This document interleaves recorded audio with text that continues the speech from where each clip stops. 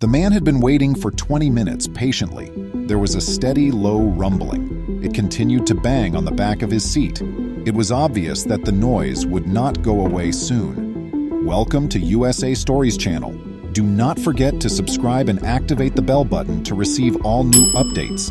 Now let's go to the story.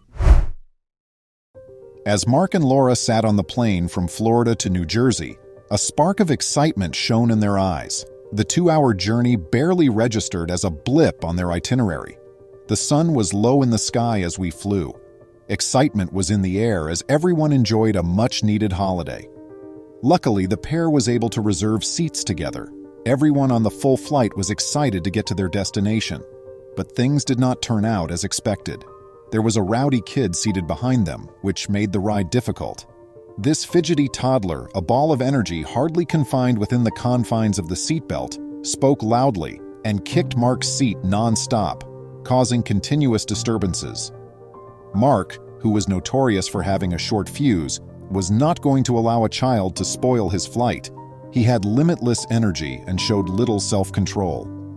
Mark looked down, clearing his throat. "Would it be possible for you to ask your child to stop kicking my seat?" he said. She shot back, "He's just a kid, let him have fun," with dismissiveness. Mark was surprised by the response and amazed. Laura attempted to defuse the situation with a compassionate smile.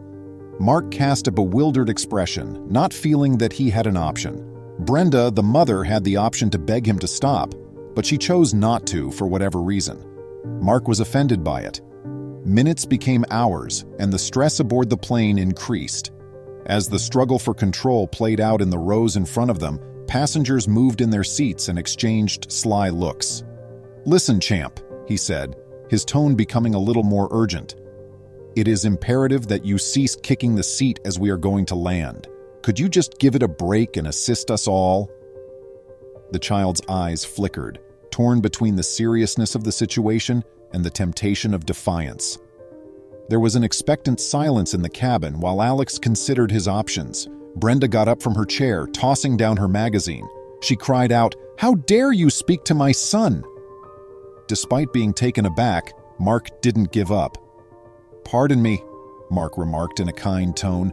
"Could you please ask your child to stop kicking my seat?" Brenda narrowed her eyes and looked up.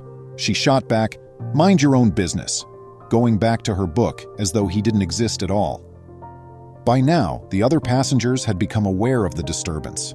Everyone was bothered by the noise Alex was producing, but no one else did anything about it except to capture it on their phones. With the assistance of another pilot, Mark went on. After a few fruitless tries to find comfort, Mark turned around again, growing impatient. He may be kind if he made an effort to make friends with the youngster. "Hey, friend, could you just take a seat over here? It would be much appreciated." The impolite woman shook her head at them and narrowed her eyes at the pair. "Pardon me, but how many times must I remind you to leave my son alone?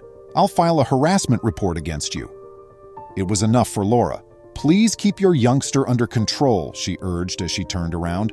"You're being really impolitely toward us. We politely requested you several times." The mother was flushed. She was prepared for battle, and no one was permitted to talk to her or her kid in that way.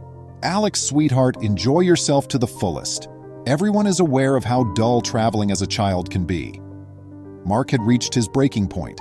He carried on a carry-on bag with stuff for just such an occasion. Once he showed them what was in store for them, the small boy and his mother would stop laughing. By now, he'd tried approaching him several times, and the youngster had learned to ignore him. However, things were different this time. He held up his hand to show the youngster what he had, then put a finger to his lips. As soon as the youngster saw what Mark was holding in his hand, he sat still. Now that he realized what Mark was up to, he stopped kicking his chair. Mark motioned to the child to be silent. The child gave a nod of agreement and continued to keep his gaze on the thing that Mark was holding. Inside, Mark faced ahead once more. Now he waited to see if the child would honor his word. What had he handed him, though? The gift he'd given the youngster was particularly meaningful. It was Belgian chocolate, Mark's favorite confection. He could hear the child in behind of him gorging on the chocolate and the wrapper. The child didn't disturb Mark at all while he was eating the sweets. He He even came close to falling asleep at one point.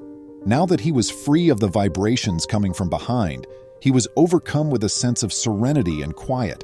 However, it resumed, and Mark's eyes widened.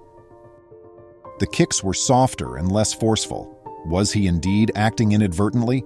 Perhaps he was unable to resist. Then it hit him, an epiphany. Was he simply too hungry to stay still?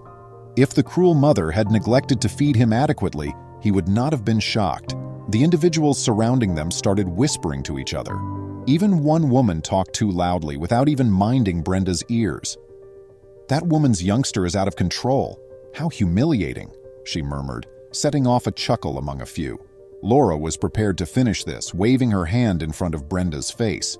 "If you don't control your child right now, I will call over a flight host," she said. Just then, a different passenger spoke up and said, "Lady, control your kid." He had been screaming the whole flight. The other passengers who'd had enough gave a murmur of agreement. And flight hostess emerged as a glimmer of hope just as things were about to go out of control. With an air of authority, she halted at Brenda's aisle and asked, "Do we have a problem here?" She walked over to the row and gave the youngster a sharp look. "Young man, you need to stop kicking the seat immediately." The flight hostess's order caused the child's stubbornness to waver. Reluctantly, he huffed and fell back into his seat, his legs at last still. Unable to question the airline employee's authority, Brenda reluctantly slumped into her seat, her resentment boiling under a surface of obedience. She was aware of her error.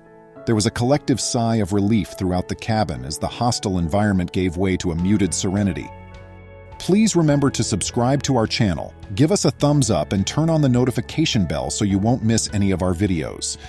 If you enjoyed the tale, the next video that plays on your screen will probably move you too.